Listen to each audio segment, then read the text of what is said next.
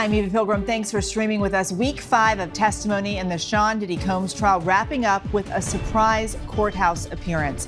Grammy award-winning rapper Ye, formerly known as Kanye West, arriving with one of Combs' sons today, telling ABC News he was there in support of Diddy.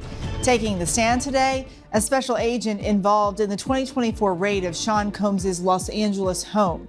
He testified about what was seized from Combs' home, including 900 bottles of lubricants and 200 bottles of baby oil. The agent also holding up plastic bags of drugs taken from the home. Jurors seeing some of the actual firearms seized. The agent showing them the serial number on one rifle was scratched off. And testifying under an immunity deal, another one of Combs' personal assistants. He told jurors about preparing for what he called King Nights, his term for hotel nights or freak-offs, saying he played a role in obtaining drugs for Combs a handful of times. He said Combs had a Gucci pouch that he kept money and drugs in. That pouch, he said, was a must-have for Diddy during these nights. 55-year-old Combs has pleaded not guilty to 5 felony counts, including racketeering, conspiracy, and sex trafficking. If convicted, he faces the possibility of life in prison. Let's start at the federal courthouse in Manhattan. Chief investigative correspondent Aaron Katersky is there. And Aaron, we have to talk about this juror first. This juror who was just dismissed, spent 5 weeks listening to all this evidence, but he won't go to the deliberation room with the other jurors. What happened here? It appears that the juror gave what the judge called inconsistent answers to a basic question: where do you live? And during jury selection, the 41-year-old man said he had lived in the Bronx. In an offhand remark to a court staffer, he said that he had recently moved to New Jersey. And when questioned about it, the judge said he gave changing answers. Said he was spending 4 to 5 nights a week in the Bronx, but actually lived with his girlfriend in New Jersey. And the judge said it raised some real questions for him about the juror's candor and whether he had made a deliberate attempt to try to get himself seated on this jury. He said it may sound trivial, but the judge said for him, this really raised a question of whether he could follow basic instructions when it came time to deliberate the case. So he said he would remove the juror, but that wasn't the end of it. The defense attorney, Xavier Donaldson, stood up and said removing the juror, who is black, would make for a less diverse panel.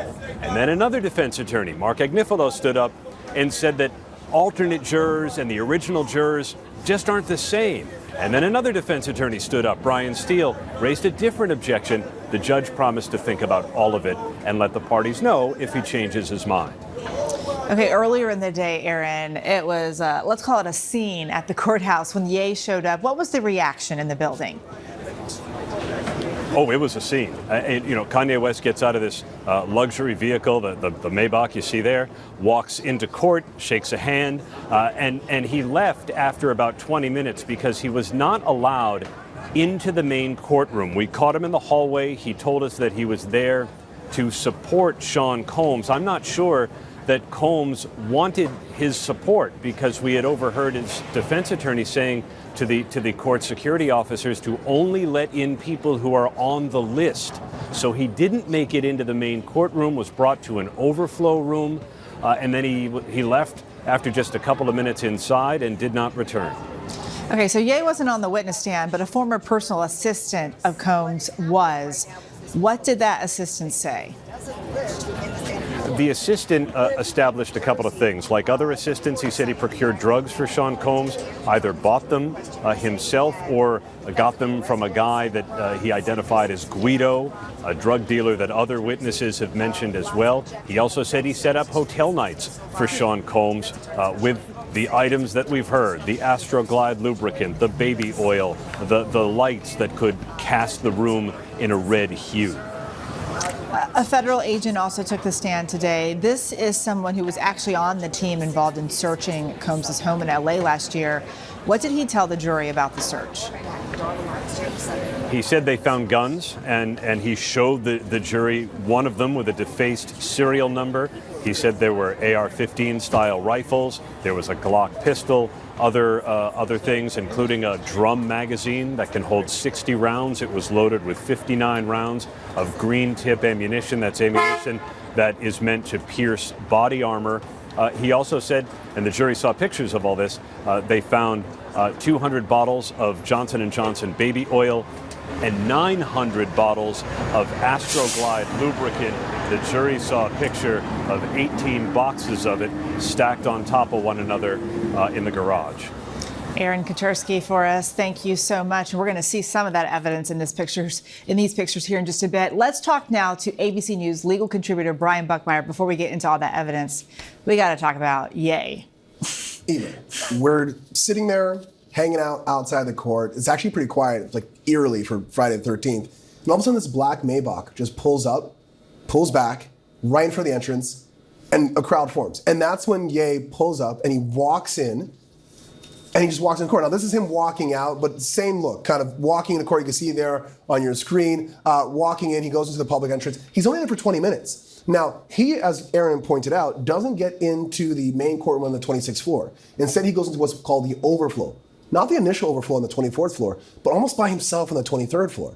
And that's when some reporters notice that he's down there. He gets in there. He's sitting next to Christian Combs, Sean Combs' son, and some of the security as well. But when about 15, 20 reporters get in there, that's when he exits, only in the building for about 20 minutes. Okay. Let's talk about some of the evidence that Aaron was just talking about that the jury saw photos of today. These are photos, the evidence, this stuff that was seized from his home in L.A.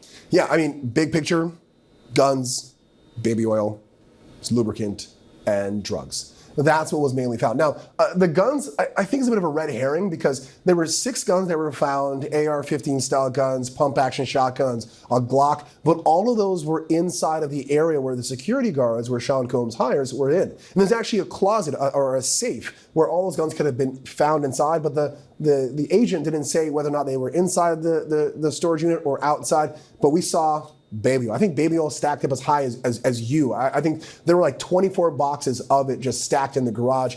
It was a lot. Okay. Let's also talk about one of the things that we heard from Combs' former assistant about this video that was from one of these alleged hotel nights. What happened with that video? So Jonathan Perez, who did get immunity, talks about inadvertently seeing this hotel night where he sees Jane and another man on this video, and he brings it to Christina Coram, someone who we've heard over and over and over again. That's Sean Combs' chief of staff. And she says, hey, delete it to some effect, or the next time you see something like this, bring it to me. And I think what the government is attempting to do is to show this net, this inner circle, this criminal enterprise that makes sure that these freak-offs or these hotel nights don't make it out to the public, and they're protecting the image of Sean Combs and others through that. And that's part of the RICO. But what we did hear on cross-examination, though, is something a little bit different, that there might not be a RICO. Okay. That assistant also talked about how sometimes they set up king nights. Was that part of his job? What was that? So that's a little bit of a different thing that I was alluding to. And Brian Steele, who cross-examined Jonathan Perez, got, I think, a very powerful point in this cross-examination, that although these king nights were something that he set up, it was only about 1% of his job.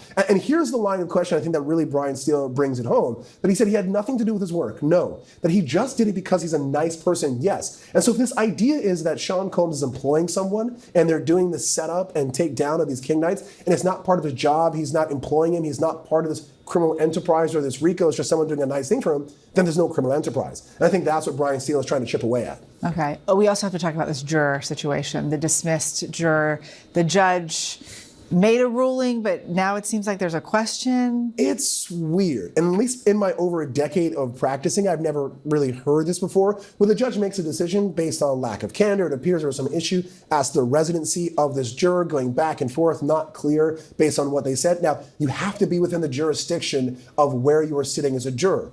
I can't sit in a jury in New Jersey. I reside in New York. So if you're saying that you have a place in the Bronx, within the jurisdiction of the Southern District of New York, but you also live in New Jersey with other people, but you're also in the Bronx, that's kind of wishy-washy, both on a very independent issue, a very important issue, about jurisdiction, but also a lack of candor in terms of giving really detailed information. And the judge said that makes him worry about what he might have said about other things, that he might be like a stealth juror, trying to get into the jury to rule one way or another. Now, the judge made a decision, but said, I'll think about it on Monday, so where are we with that? Like, that's kind of a question mark there. Okay. Brian Buckmeyer, Thank you. We always appreciate your help.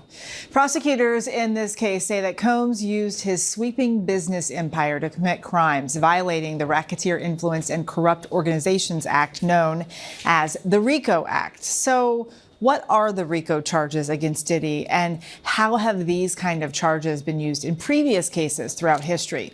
Our Aaron Katursky has been bringing us all the details from court every day, and here he is again to break this all down. It's one of the top searches on Google. Why is Diddy being charged with RICO? So the Racketeering Act, also known as RICO, came about in 1970 and was really established to fight organized crime, but it's been morphed into prosecuting people in gangs, in legitimate businesses, etc. So how does this decades-old law apply to Combs's case? Prosecutors allege his business empire was also a criminal enterprise, making him millions and enabling decades of criminal activity. Basically, the government's got to prove that there was an enterprise. They then have to show that there was a pattern of activity. That pattern must include at least 2 predicate acts, related crimes committed by Combs and others within 10 years to prove a racketeering conspiracy.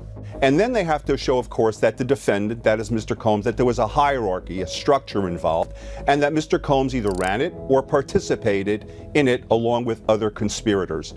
Prosecutors allege Combs and his associates committed multiple crimes that would fit into this racketeering conspiracy. Kidnapping. Combs's former assistant Capricorn Clark testified Combs kidnapped her at gunpoint and made her come with him, threatening to kill Kid Cudi. Arson. Rapper Kid Cudi testified his Porsche was torched with a Molotov cocktail. Cassie Ventura, Combs's former girlfriend who was dating Kid Cudi at the time, testified that Sean wanted Kid Cudi's friends to be there to see the car get blown up in the driveway. Bribery. Hotel security guard Eddie Garcia testified Combs paid for what he thought was the only copy of the incident in the elevator lobby in 2016, the caught-on-tape beating of Ventura by Combs. Garcia told the jury Combs called him Eddie my angel and handed him $100,000 from a brown paper bag. Forced labor and sex trafficking. Mia, a former personal assistant to Combs, testified under a pseudonym that she was forced to work long hours, at one time going 5 straight days without sleep, and subjected to a cycle of physical abuse by Combs. Mia was one of 3 of Combs's former assistants who alleged similar working conditions on the witness stand. Mia tearfully testified about alleged instances of sexual assault by Combs, including an allegation that he raped her on the bottom bunk of her bedroom in his Los Angeles home. These claims of sexual abuse could fall under the predicate act of sex trafficking. Cassie Ventura also told the jury she was manipulated to participate in sex acts against her will. Transportation for the purposes of prostitution. Recall that Cassie, during her testimony, said she was directed by Combs to use his travel agent to book travel for escorts for the sole purpose of freak-offs. And finally, possession to distribute drugs. 2 former assistants of Combs testified that they procured illegal drugs for him on multiple occasions. One assistant, Capricorn Clark, testified she witnessed Combs giving drugs to girlfriends and friends, something both Cassie and Mia told the jury. The RICO charge alone carries a maximum sentence of life in prison. The defense says the evidence shows Combs may be a flawed individual, but is not a racketeer.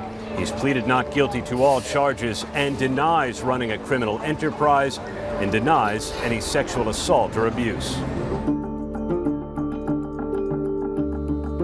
Our thanks to Aaron Katursky for that explainer. Still ahead, our legal experts weigh in on the week's testimony, prosecution versus defense. Who came out stronger? And later, more on that surprise appearance from Ye, formerly known as Kanye West.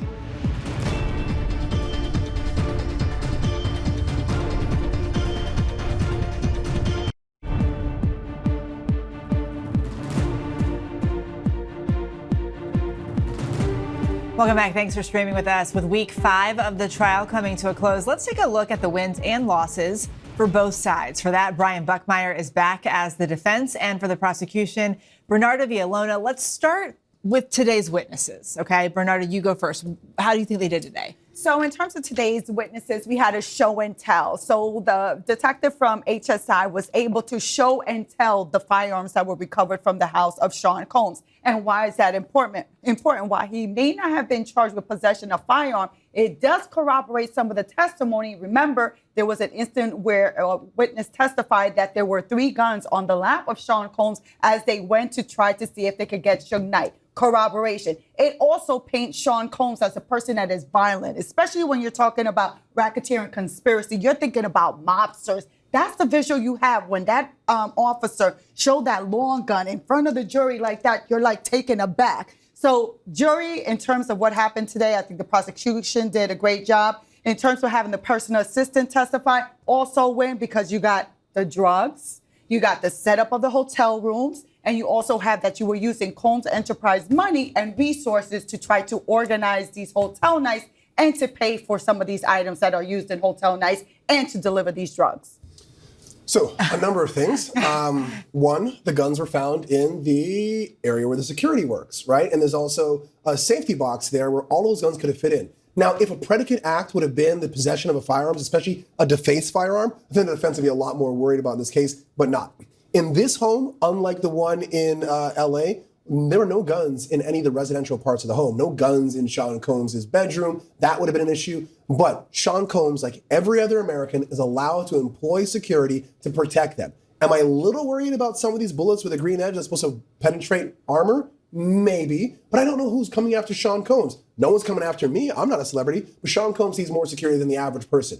The drugs looks like personal use to me. It's about drug distribution, not about the possession of drugs. That's a state charge. So what's found in the home, I'm not concerned about. But you have a personal assistant delivering the drugs. So now we heard personal assistant, security guards, plus Jane delivering drugs. You have 3 different sets of people delivering drugs. From what we heard of this Jonathan Perez witness, as Brian Steele cross-examined him, he had specific roles as a job and other things that he did because he was a nice person, because he wanted to befriend Sean Combs. Because if you're in Sean Combs' sphere, you want to make sure you're on his good side, because being on the good side of a multi-million mogul and icon, you're going to go a lot further. But that's still not an excuse or a defense. So if I give you drugs, I've done deliver drugs. But that doesn't make you a part of my criminal enterprise. That doesn't make you a part of a RICO. Even if he's on the payroll. Not if I'm not paying him for that. But even if you use him for any bit as your employee, he is answering your call and your direction. There is no call and direction. And again. Let's talk about Jane, because she actually took up the majority of the week. Okay, for the prosecution. So in terms of Jane, I think to make the case, you have to go back to her entire demeanor while she was on the stand. And this is why I say that. I was in the main courtroom doing her entire testimony. Reading the transcript does not do it justice of how this woman came off on the stand. Why do I say? No disrespect, but she's a weak woman. The stuff that Sean Combs was pulling on her, there's no way that it would have passed with me, with you, Eva, or with the average woman, right? He preyed upon her weakness. She was much weaker, 100% much weaker than Cassie. And I think because he preyed upon her weakness, that's where you get the coercion. How? Explain that. How is Jane much weaker than Cassie? She was so gullible. She was so gullible. But let me tell you, Cassie was much more gangster than Jane. When you look at her and how she refers to Sean Combs and how she was at his beck and call, and she believed everything, that she was willing to do anything he said. And let me flip it. Even if we take out Jane and just focus on 2 recordings, yes, having to deal with phone calls. In December of 2023, once that lawsuit dropped, Sean Combs wanted to cover his butt. When he recorded those 2 calls, KK recorded those 2 calls with Jane, where he was trying to change her mind as to what her reality was for 3 years, that is consciousness of guilt. And I will focus on that if I was a prosecutor. Brian, as the defense. Jane, so you go back to the charges. Jane is an alleged victim in the superseding indictment to sex trafficking. You require force, fraud, or coercion. The only force that we saw here was started by Jane when she smashed Sean Combs' head into a counter. And that force was not used to effectuate a freak-off or a hotel night, even though something happened after that night. That was about jealousy. So let's put force to the side. Coercion. What's the coercion? That she entered into a love contract where he would pay $10,000 for her rent, that she said that she wanted to have a big home for her family. Where is the fraud? There is none. Those elements don't make it here for this case. The fraud in terms of the times that he tricked her to get on a plane to get her to come to a location. We are So sadly out of time because I know the two of you could talk for many, many more hours about this. Thank you both for being here, Brian, Bernardo. Coming up, the celebrity appearance that has everyone talking. Ye, formerly known as Kanye West, is the biggest celebrity to show support for Combs so far. So what's the relationship between the two rap icons?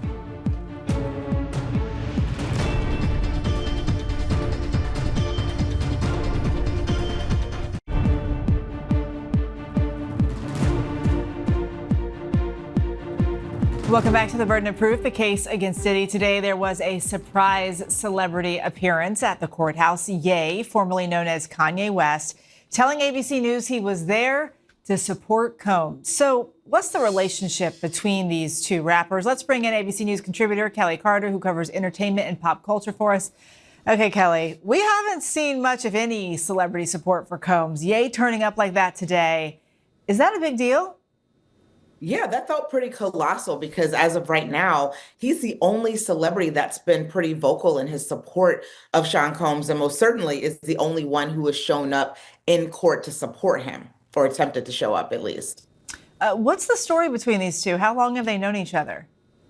Yeah, they've known each other for a really long time. I think what's interesting is that they both have kind of similar origin stories, that they both went away to college to kind of pursue that American dream. And then they both dropped out of college at exactly the same time, you know, around 20 years old, to pursue their interest in the music industry. And they both are renowned music producers. And that really is, you know, the thing that kind of connects them similarly before they became artists. And what's interesting is that the two of them have had kind of a recent complicated friendship, you know, as recently as 2022, when Kanye West tried to sell some T-shirts that Sean Combs thought were problematic. You know, he said that he thought it was really tone deaf, to which Kanye West replied and sent screenshots of their relationship, kind of indicating that they really weren't friends. And that was in 2022.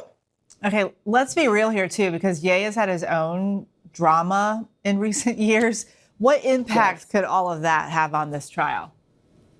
Probably not the impact that Sean Combs' team might want it to have. You know, Kanye West, obviously, when we talk about him, we're probably talking about someone who has been sending out problematic tweets, and we know for being problematic, you know, and I don't know if that's the kind of person that they want to necessarily align themselves with right now. I mean, he is grabbing headlines, not on par with Sean Combs, of course, because he's on trial, but he most certainly is grabbing non-flattering headlines himself right now. So I don't know if this is the type of thing that paints Sean Combs in a better picture, you know, than he is being painted right now.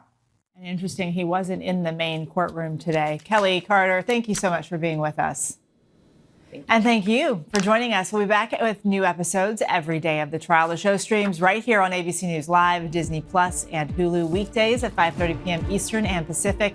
For even more on the Diddy trial, make sure to follow our podcast, Bad Rap, The Case Against Diddy, hosted by our very own Brian Buckmeyer on Apple Podcasts, Spotify, or wherever you listen. I'm Eva Pilgrim in New York. Have a good rest of your day.